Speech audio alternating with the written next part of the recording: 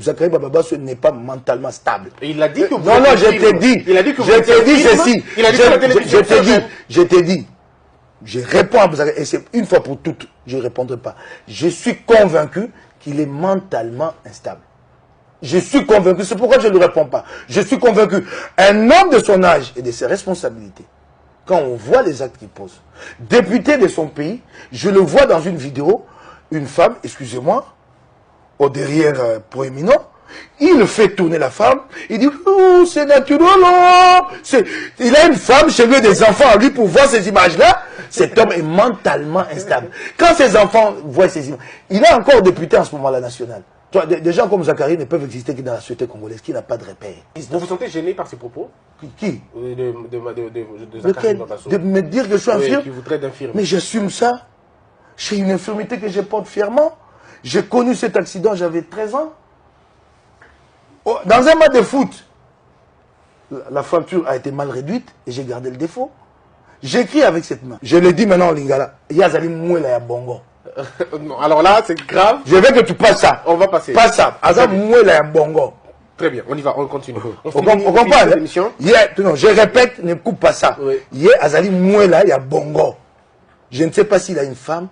Quelles sont les valeurs morales qu'il partage avec sa femme et ses enfants. D'ailleurs, je n'ai pas de tribu. C'est ce qui est formidable avec moi. J'en ai aucune. Mon père le sait. Ma défunte mère le savait. Je n'ai pas de tribu. Vous n'êtes pas Kassaya? Je vais choquer certaines personnes. Je ne suis pas Kassaya. Ce qui est arrivé à la fille violée. Je partage la douleur de ses parents. Profondément. Profondément. C'est un acte ignoble que je condamne. C'est quelque chose que je ne peux pas imaginer. Ignoble que je condamne. Tout autant que je demande clémence à la société pour les enfants qui ont été condamnés. Parce qu'ils sont enfants, après tout. Je demande clémence, compréhension pour eux. Mais que nous prenions des responsabilités en tant que société pour prévenir, plutôt que de gérer en aval ce genre de comportement.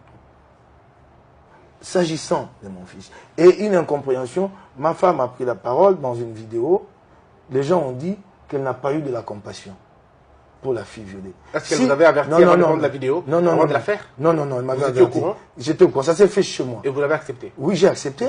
Elle est libre d'exprimer ses opinions. Surtout quand ça touche sa famille. Moi, je suis un homme libre dans ma vie de famille.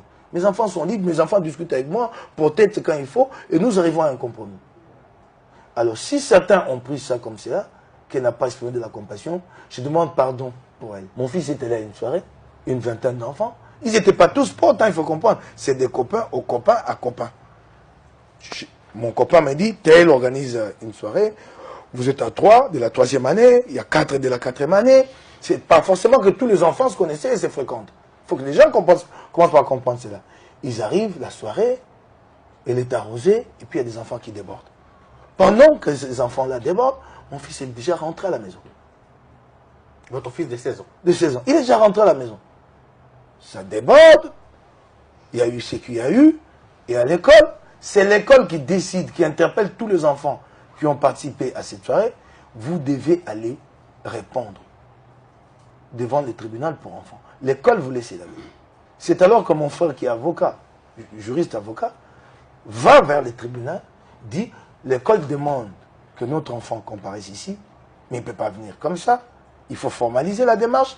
Une invitation est adressée à mon fils à titre de renseignant. Il y va, il comparaît, il revient, il y va une deuxième fois. Et pour la deuxième fois, Moukébaye est pris à partie. Donc les gens ont entendu parler du fils Moukébaye.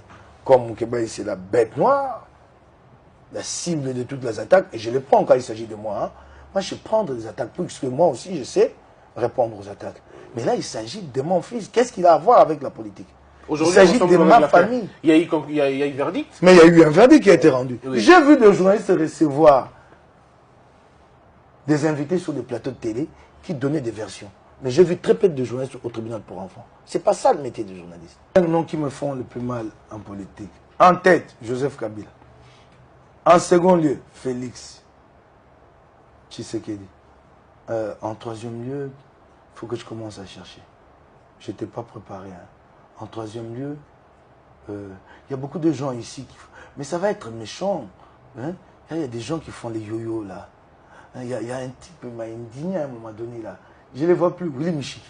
Ok. Oui. Et puis qui d'autre je ne peux pas parler des Zachary, lui, il n'a même pas d'existence intellectuelle.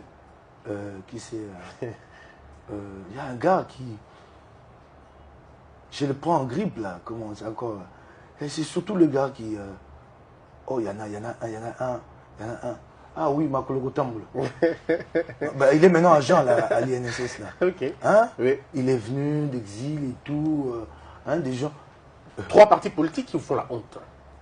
3 partis politiques qui vont... Les partis de Mende. Ah, sur les 5, j'avais oublié Mende. Ok, d'accord. Lambert Mende. Très bien, c'est Ouais, le ouais, 5e. Lambert Mende. Très bien, alors revenons. Les 3 partis qui vous font la honte. Vous avez dit le parti de Mende. Le PPRD en tête. Oui. Le PPRD en tête. Les partis de Lambert Mende. Depuis un certain temps, l'UDPS.